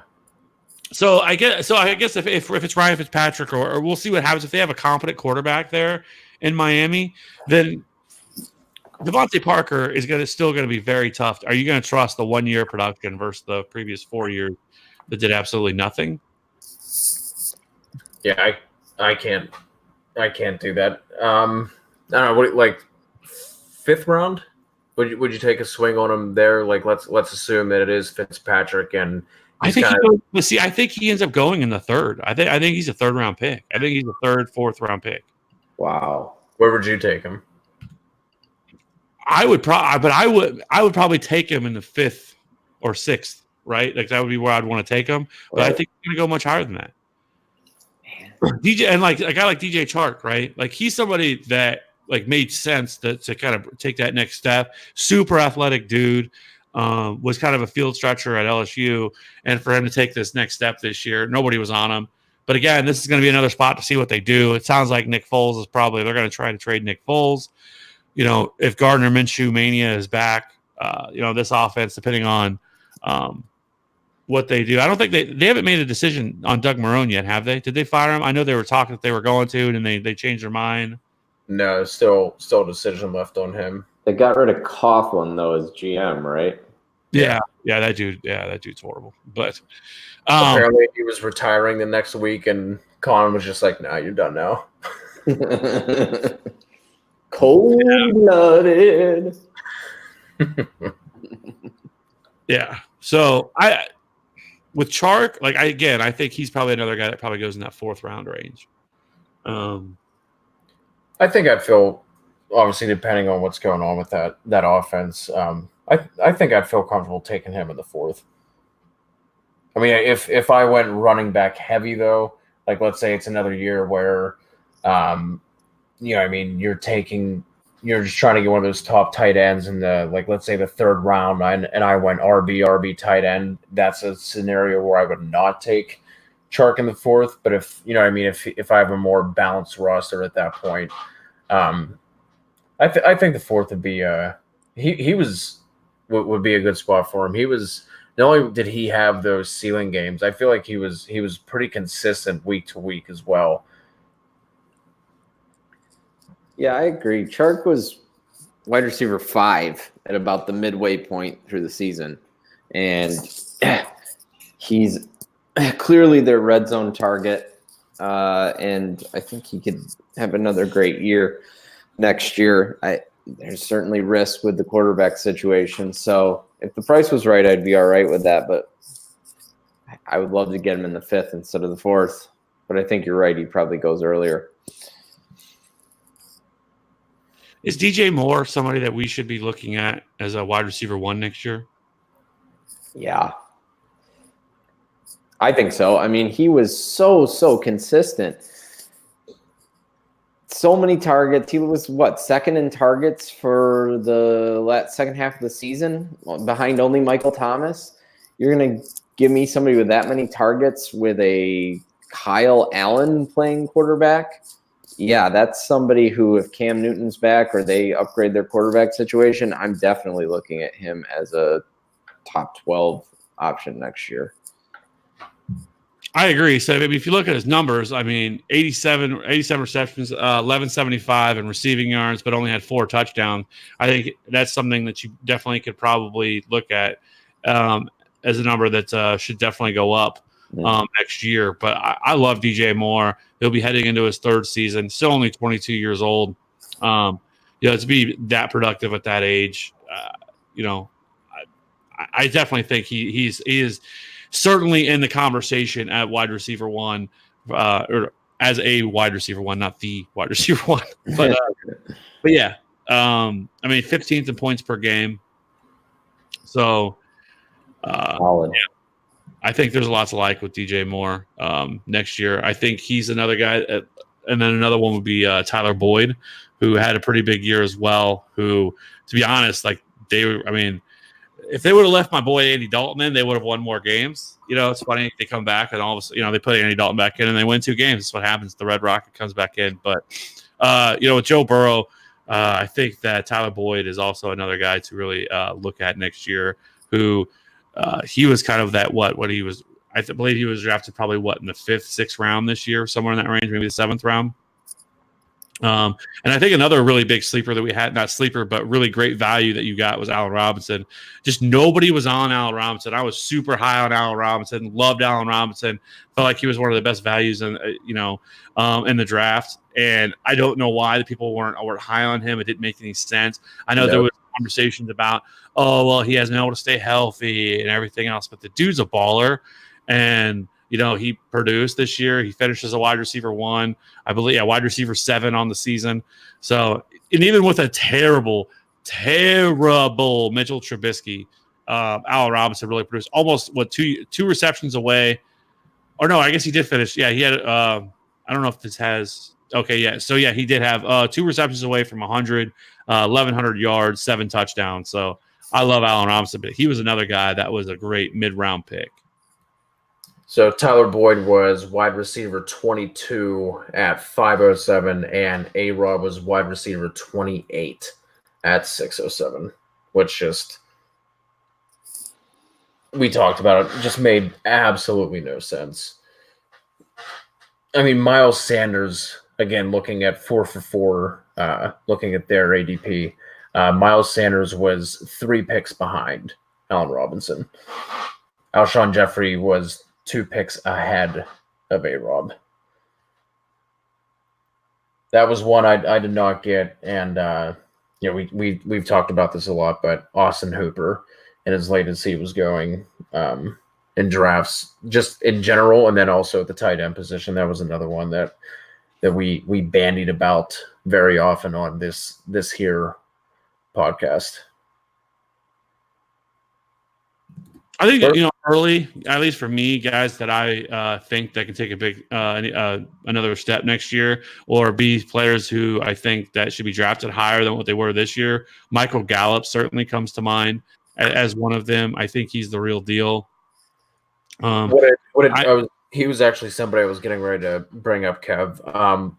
Would it matter to you one way or another if Amari Cooper is or is not a Cowboy next year? No, I don't think it does. And I think something that we should be taking more account of are these offenses that support 2 wide receivers. I think a lot of times we overthink that a little bit too much or put too much emphasis on it. And we're starting to see more and more offenses that support 2 wide receivers. I mean, look at Mike Evans and Chris Godwin this year as a perfect example. But I definitely think they can with Michael Gallup. I mean, he did it this year. He had 1,100 yards and 6 touchdowns, I believe. So finished as wide receiver 23, played for only 14 games as well, so missed 2 games. So I think the sky's the limit for Michael Gallup. So yeah, I really like him. I also think Christian Kirk can stay healthy another year with Kyler Murray. Kyler Murray takes a step forward. So I think there's definitely some players here that we're going to be talking about next year that I think are pretty interesting plays and guys that I would be looking to take in these middle rounds. What are you guys doing with the Los Angeles Rams offense as a whole? Because that's one that has been utterly disappointing this year, top to bottom, no matter who you're looking at. I mean, Cooper Kupp started the year off hot, then he faded and had a game here or there. Brandon Cooks was nowhere to be found. Obviously, he dealt with the concussion issues. Robert Woods had that absurd game where he had 19 targets or something crazy like that. But as a whole, next year, obviously it's early, and we're going to expect them to do a lot to fortify that offensive line, which has been Jared Goff's issue. But just kind of like a general sense, where do you think you guys are going to be feeling as far as the LA Rams offense goes? I think I'm going to be watching the offensive line thing the closest. That would certainly boost Goff and the passing game a lot. I know Kev thinks Jared Goff is garbage, but but I think McVay will have a few tricks up his sleeve. Somebody I like a lot for 2020 is Tyler Higbee. I think that he's somebody I will be targeting a lot because I think he'll probably be in that 7 to 10 range for tight ends. that has been sort of a sweet spot the last couple of years, instead of the 4 to 7, which has sort of been a dud the last few years. I like him a lot. I think. So you think he just completely takes over Gerald Everett's role? I do. I think that is something that we already saw. In fact, Gerald Everett was healthy for weeks 16 and 17, and it didn't affect Higbee's role whatsoever. The fact that they were willing to limit Cooper Kupp's snap count to get more playing time for Higbee is a huge indicator that I think he's a major part of any plans moving forward. Yeah, I think they extended him in the middle of the year, right? Like before right before the season. Yeah. Okay. He got a $31 million or 4-year, $29 million deal. Like right after he got cleared of those or got out of jail or whatever he did, they gave him an extension. But they were citing pass blocking for the main reason for giving him that. But he more than that. Yeah, that was the wild thing with how his season kind of went. Is he was getting a lot of snaps, but it was Everett who was getting the receiving role in that offense, and obviously Everett went down, and the folklore of Tyler Higbee took over. So I think that's one it's going to be super interesting to watch.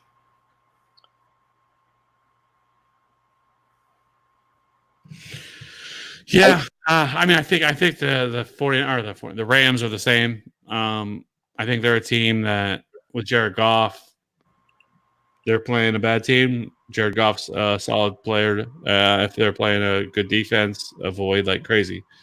Like I said, he's Derek Carr for me. So with better weapons. So I think Brandon Cooks very well. Because they're going to have to make some decisions, right?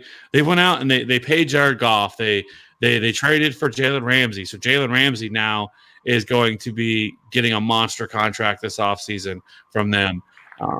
They're going to be able to pay so many players. You know, Cooper Kupp's going to be coming up for a contract extension here in the next year or two. So I think Brandon Cooks very well could find himself gone from this offense. They do have Josh Reynolds, who I guess you could, somebody that in limited opportunity have they talked about. But I don't know. I guess he did sign that. Yeah, I guess he signed that 5-year extension with them for $80 million for old Brandon Cooks. I mean, they have Aaron Donald, Jared Goff, Cooks, Gurley. They're all 2024 or 2025. Robert Woods until 2022. So, I mean, they have a lot of money wrapped up in those top couple of guys. Yeah, Brandon Cooks made $27 million this year. Wow. But his dead cap for next year, so they really can't cut him because his dead cap's 21.8. So they're not cutting him this year. So he's definitely going to be back next year. And then his dead cap for 2021 is 16.8 or 13, excuse me, and then 8.2. So I think you could probably start to have the conversation about cutting him.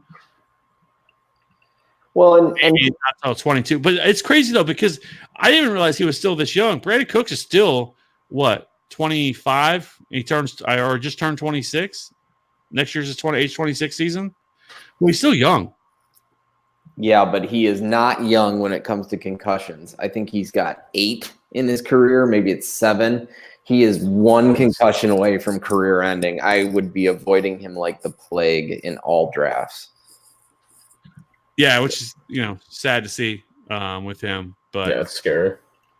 I don't know. They owe him a ton of money. See, this is what I'm talking about. Like, they have been, reckless with their cap. And they're going to have to they're not going to be able to go out and they're going to have to nail the draft. But then you're like, wait, they traded all their draft picks to get all these guys. So they don't even have a draft to fall back on to try to build their roster because they went out and added and and spent like crazy to find themselves in a Super Bowl, and they didn't even make the playoffs, which is crazy because whenever it happened when they made the trade for Jalen Ramsey, it's not like they were a team that was locked into the playoff. They were still a team that was kind of fighting, didn't really know if they were even going to make the playoffs. And I guess they thought it was going to give them this final push. And I get it. They're moving into a new stadium next year. So they're going to have to do something to sell tickets and bring people into the stadium there in LA. But I don't know. Like, this game is destined to just face plant really soon. Yeah. And if they can't do anything to improve that O-line, I'm not super optimistic about the prospects of this offense. I'd be looking more at the Cardinals in that same division for somebody who could be that next super offense. Yeah. So, no, I agree. I mean, this Ram situation is a little risky. So we've kind of talked about some of the – so we've talked about that. So why don't we – let's talk about a couple of the busts that we've had here this year. I think you had one that's interesting, though I think we kind of know some of it, why it happened. But you had Aaron Rodgers as a bust this year, which clearly he was. Certainly – I think a lot of people who drafted Aaron Rodgers, which is what we talk about, is do not draft quarterbacks early. And we'll get into another one that I think is interesting to debate to have, but to not take quarterbacks early. Aaron Rodgers was the third quarterback off the board. But I know you have him down as one of the biggest busts. You want to talk about him? Sure. Yeah. So I took a slightly different perspective from what a bust is. I mean, we can certainly look at their average draft position versus where they finished, but that often fails to account for injuries or other things that are outside the player's control. So I looked more at consistency rankings versus ADP to find duds. And Aaron Rodgers had the most dud games of the top 30 quarterbacks. He had the tied for the most. He had 8. Which meant you had a 50-50 chance of when you started him, which you almost felt compelled to do all season long because you drafted him so high. And you had a 50-50 chance that he just took a dump on your week. And without a quarterback scoring at least 10, 15 points, you have no shot.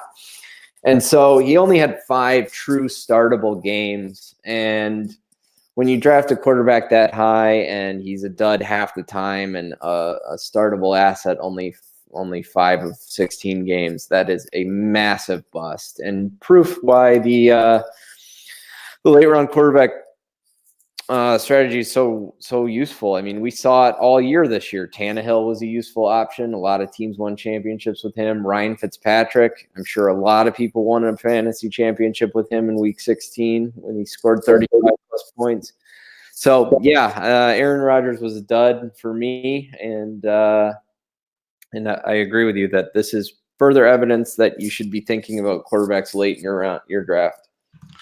Which is a great transition because we have not talked about the elephant in the room, and that is Lamar Jackson, who just went nuclear this year and again won people a lot of championships. I don't think he's somebody we've talked about, and he's somebody that that right now that you're seeing people talk about in fantasy Twitter right now talk about Lamar Jackson going in the first round. And I know we had this kind of same discussion with Patrick Mahomes last year after his 50 touchdown season. There's probably a little bit more of an argument with Lamar Jackson because of his ability to run, but I still think taking Lamar Jackson in the first or second round is probably ludicrous. I don't think that he's able to. I don't think you're going to see this type of production again. This is probably sort of an outlier season, but with his ability to run the football, you have to take notice. And so, but where are you guys with Lamar Jackson for next year? Because I feel like probably in Dynasty and especially Superflex leagues, you could probably get a king's ransom for Lamar Jackson right now. Would this be the time, the ultimate sell window opportunity for Lamar Jackson? And in a redraft, where would you look to take him if you were going to take him? In redraft, I'm not going to have him. Like he's going to be in that for this year, Pat Mahomes area where he's going at, toward the end of the second. So I won't have him. I mean, if I was actually, this is kind of the thing I think we talked about with Evan Silva. If you're in a draft full of guys that are basically playing, quarterback chicken, and nobody wants to be the first one to take one. 5th round, I guess. Like even that feels like kind of feels crazy to say out loud, but that's probably where I'm like maybe end of the 4th, beginning of the 5th. Like if I felt super confident in my first 3 or 4 picks, that's somewhere I would look. As far as dynasty and superflex leagues, if I am contending, I'm probably not moving him unless he, like you said, unless I'm getting a king's ransom back. That's something where I want a quarterback in return, specifically in superflex leagues. Not trading him for a boatload of picks or anything like that. But that's kind of where, and if for some reason you're on a team that needs kind of blown up, then absolutely you should be selling Lamar and considering any kind of package that's coming your way, whether it's picks and players. I still wouldn't want just picks for Lamar because even he's going to be the next quarterback regression guy that Kev's going to be going on a tangent about in 2020. But I would still want players back for him because I think even if he does regress, he's still going to be a top 6 quarterback at worst next year. So contending in a dynasty team, unless I'm getting a king's ransom back for him, probably not moving him just because I still think he is going to be a sure thing in terms of his production. Redraft wise, not going to have him. He's going to be one of those guys that, the articles are going to start coming out about how many more points than he had than the next closest and all those sort of things. So I'm not going to have him in probably any redrafts next year. But if he were to fall to like I said, probably beginning of the 5th, that's where I would look to take him. Lamar Jackson is a cheat code if you have him, because rushing quarter, I mean, if you took away just his passing, he was like RB9 or something on the year. He had such a great year, and it's not fair when you have that out of your quarterback position.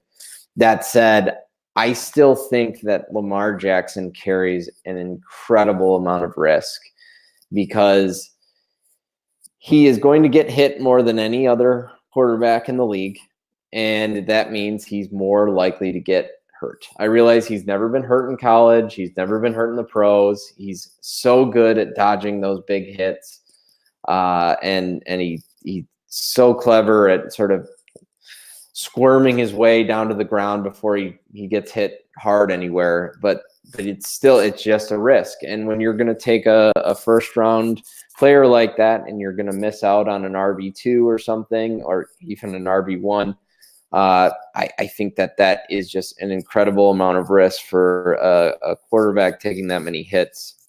It sounds a whole lot like Matthew Berry's take Michael Vick #1 overall, doesn't it? Like, I get that this whole narrative sounds just like that argument back when that epically fell on his face. Yeah, I mean, it's a tough thing with Lamar Jackson, and I with his rushing upside and maybe I guess you could probably make an argument that he could even progress more as a passer, maybe a little bit more volume and everything else because he was super efficient as a passer. But there's just no way I can ever take a quarterback in the first or second round ever. I just with Pat Mahomes, and I'm the biggest Pat Mahomes guy there is, and there was no way I could ever have thought about taking him last year, where people were sort of talked about. Though I will say that things kind of corrected themselves because like this time last year, everyone was like, "Oh, Pat Mahomes in the first round, Pat Mahomes in the first round," right? And then it sort of started to slowly kind of fade back a little bit. Some of it had to do with the fact everything was going on with Tyreek. We didn't know what was going to happen there, but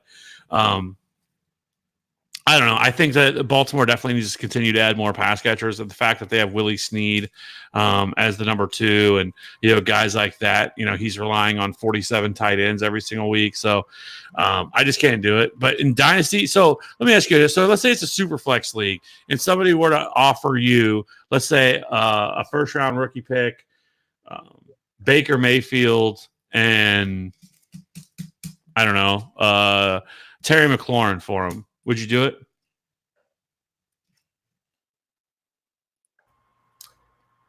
That's going to depend on where that first is. If that's a late first, no.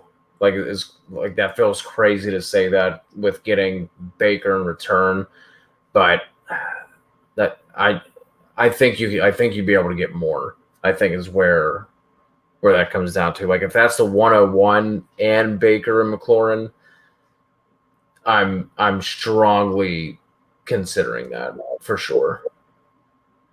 So is Swift 101? And Superflex, it's probably going to be Burrow, Swift or Burrow. I will be hammering the accept button on that if someone offered me something like that. Yeah, I think I would. Like I think Baker Mayfield is like an ultimate buy low right now. Like everybody's down on Baker. Everybody thinks Baker's toast. I think it was a poorly ran offense by Freddie Kitchen that was in over his head. Yes, I think that Baker Mayfield could use a little bit of humbling, and I think that's something he got. But I definitely think he's better than what we saw from him. They still have the weapons, and Njoku will be back. They still have Odell, who I do think that will return in this offense. And I think with Jarvis Landry, I think he takes a big step forward. And Baker Mayfield's going to be one of the especially right now, is one of the best buy low options there is. But with Dynasty, I'm sure you probably could get even more for Lamar Jackson at this point in the super flex leagues. You're selling a little bit low, but if that's the best I get, I would still take it because I think as a package as a whole, that's amazing. But again, not the resident Dynasty guy here. Like the Dynasty truthers are probably like, what an idiot! This guy is such a fish. Like, does it know it? But I'm just saying, I don't know. We'll see. No, I don't think so. I think that's something that's just as a general bigger point for dynasties. Like to me, that's another one of those things where it's all going to depend on where your team is. Like if you're rebuilding and you get that, I'm accepting. If like Kev, if you said if that's the best offer you get, like I'm gonna accept that too. Like that's the thing. It's so hard to answer with dynasty trades, and what really works well toward my hedge life is I can just keep. Well, it depends on if you're rebuilding or contending, and then it also depends on what your league does. So that works out perfectly for the brand and hashtag hedge life for me. Yeah. So, well, I don't know. I think Lamar is going to be an exciting, a fun player to monitor and see how things kind of twist and turn with him, see how things go. Some other, late round guys I think that really paid off. Jameis, my guy, the only guy that, so fitting that he throws a pick six to end their season against the Falcons on Sunday. That was fantastic. I don't know. The dude is somewhat delusional too. He's talking about how he's the best in the league. He's got to get them 30 interceptions under the way. And I'm a baller. I balled this year, boys. I balled, but I love Jameis. Like that, he is fantastic. Eckler, we've talked about. Miles Sanders, Devin Singletary, Cortland Sutton is one we didn't talk about, but he looks like he could be a really strong wide receiver one type option moving forward. Michael Gallup, Devontae Parker, John Brown, we've kind of already discussed. So those are some of the late round picks that really. There's definitely more. We could probably spend an entire podcast just talking about the late round guys. So, but let's wrap this thing up. We've gone on for almost 2 hours now, and let's just kind of put a bow on this thing real quick. And what's the one lesson that you learned in 2019 that you're going to apply in 2020? For me, it's to not to outsmart myself with my waiver pickups. So for instance, whenever DJ Chark, so when we talked about earlier, whenever he popped week 1, I was like, I don't believe in DJ Chark, so there's no way I'm putting in a waiver claim for him. Like I should have just put a claim in for him. You you could always drop him if he wasn't, if he didn't keep that kind of production up. But he ended up, Nate, like you said, he was wide receiver 5 at, the kind of the midway point of the season. So for me, it's going to, my biggest lesson learned this year is just to, make those waiver decisions without putting my own bias into them as far as now granted, if I'm picking DJ Chark over somebody that I quote unquote needed more, like those kind of things are always going to come into play and into consideration. But just to not overthink and think that I'm, outsmarting everybody else. Like, I'll let you pick up DJ Chark. I'll show you. So like to me, that was my biggest lesson learned, is just to, not overthink my waiver claims. So I keep a notebook throughout the year to write down what I learned. I recommend everybody does that. And the number one thing that I wrote this year was, do not trust Adam Gase or anything that Adam Gase touches. That's my joke. It's true. I really did write that down, but the real thing that I wanna hit is that you can't just take an early season trend and extrapolate it throughout the entire season. I'm kind of building on your point here, Cody, is that, I simply ignored the Dolphins because I thought they were trash. They kept trading away valuable pieces, and I missed out on Devontae Parker, even though I probably had a chance at him for 3, maybe 4 weeks in a row.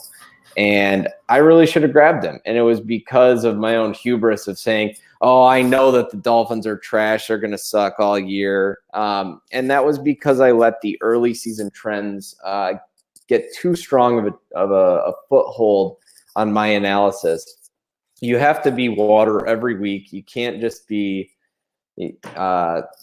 hard-headed and think you know it all because you watch 2 weeks of football.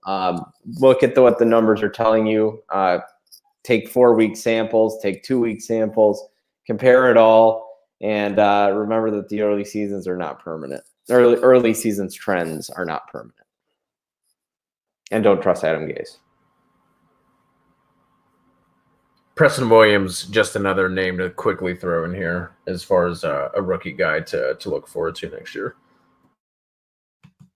Yeah, he was a lot of fun preseason and then kind of getting things going during the season. So sad that he got hurt. There's a lot of rookie. We didn't even really talk that much about McCole Hardman, who is likely the number 2 wide receiver tethered to Patrick Mahomes next year. So, yeah, it's going to be wheels up for that. So we can talk about that more over the offseason. But, for me, I don't know. I think the biggest thing I could say is probably just trying to as quickly as possible forget about this season. In terms of, it's very easy to remember especially at the end of the season, of what happened, and just kind of hold on to some of those things and kind of forget the entirety of the season. Because if you kind of broke it down into 4-week segments of the season, you can kind of tell a different story with each way along the way, where some of these guys certainly weren't great to start and then kind of picked up the pace. But I would say just kind of trying to throw everything out and kind of start fresh next year, because we tend to see a lot of, like I said, recency bias and what's going to end up happening and where people go with certain players. But I think probably the biggest thing is don't be a sheep. We tend to have a lot of groupthink, industry think, especially if you're on Twitter and you're on fantasy Twitter, where you see somebody put out something. And, whether it's the man, Evan Silva, or whomever, and then it's sort of kind of people sort of flock to that mindset or that thinking. I know one right now that's kind of going around is that, like, zero RB is dead, which, again, watch next year. It's going to be the ultimate zero RB year. And it's going to explode. But because of that's what the industry thinks, or groupthink thinks, that ends up being the way things go. So I would say to try to avoid that. It's tough because of all the podcasts and everything else people are listening to out there. It's kind of tough to do that. But I think trying to formulate your own opinion first and then kind of going from there versus just trying to listen to people's podcasts or whatever. And then I would try to formulate your own opinion. So, because like I said, this year was wild, and it's one, like, and maybe just because, again, that is fresh off of it. And once we kind of step away from it and come back to it and look back at the season, that will maybe have a different opinion. But right now, like, I don't know, this year just feels like different than anything we've had in years past. We just, like I said, we didn't really ever have a big injury. I don't know if we ever felt like we ever really had typically most years you end up having 2 or 3 guys who were late in season breakouts. Now you can make a case for Miles Sanders, but Miles Sanders likely wasn't widely available that you could go pick up in your fantasy leagues. He was probably stashed on people's benches and stuff like that. There was a couple guys that kind of broke out late, but there was really no late season monster waiver wire pickup that won people championships. And it was just kind of a weird year among, a lot of players who just didn't produce or whatever. So, I don't know. I'm looking forward to 2020. I do know that we have a ton of stuff planned for the offseason. We're definitely going to be diving into some dynasty stuff. We still have 3 more weeks of DFS with the DFS DJ Nation podcast. We're going to have some guests on for that. So there's a lot of fun stuff coming up. I think we discussed that we're going to take a break off this podcast I believe, and come back after the Super Bowl, I think is what we discussed. Is that correct? Yeah. Give us time to, like you said, grind that tape and get the guests lined up and whatnot. But there'll definitely be written content in the interim. I know Justin Mandaro is working on some IDP stuff, some buys and sells, some veteran things like that, and I'll be doing a lot of my rookie prospect kind of breakdowns. So definitely be on the lookout for those, even without a podcast. It'll be put out during that time. Yeah. So, again, it's been a lot of fun. 2019 has been it's been a lot of fun. It's sad that it's kind of coming to a close. The fantasy season is officially is definitely over unless you're playing DFS and grinding out that. But if you're a dynasty guy, even if you're not a dynasty guy, I think there's a lot that you can gain from really digging into these rookies even if you just play redraft or best ball, kind of getting an idea of who these guys are. I wouldn't be the people who I still feel like people over inundate themselves with these guys. And by the time the draft comes, like they're so locked into, they think who these guys are that they will not change. And it doesn't matter where they could be drafted. They could be drafted in the perfect spot. If they hate them, they'll still hate them. If there was a guy that they absolutely love, but they were drafted in the nut worst spot, they'll still try to figure out a way to make that okay. So I would say try to have an open mind to things, because things are certainly going to change. We get things wrong or right all the time. But again, I'm super excited about everything we have coming up. We're going to be doing a lot of stuff. If you are a dynasty guy and want to write about dynasty, if you've ever wanted to do that, we are looking for some dynasty contributors to add to the team over the for dynasty season. So yeah, I mean, I'm looking forward to that. And so if you want to do that, just hit us up on Twitter at FantasyWrath13 or at FF_authority. We will be doing that. So, and again, check out our DFS stuff. We will be having a new live video and podcast. We're doing it on Thursday nights this week and each of the next couple of weeks. So it'll be a lot of fun with the wild card and then the divisional round, where we're going to get Maddie and Derek Brown from TQE on again to break down those slates, which is a lot of fun. So again, for at C Kuster FF, for at Nate Henry FF, we appreciate everything for 2019. But bitches, 2020 is here, and it's going to be lit, and we're going to have a lot of fun. And if you have any ideas, comments, concerns, questions, whatever it is, let us know, and we will do our best to help you out, because after all, we are here for you, TFA fam. See you in 2019. We'll be back here shortly. Peace.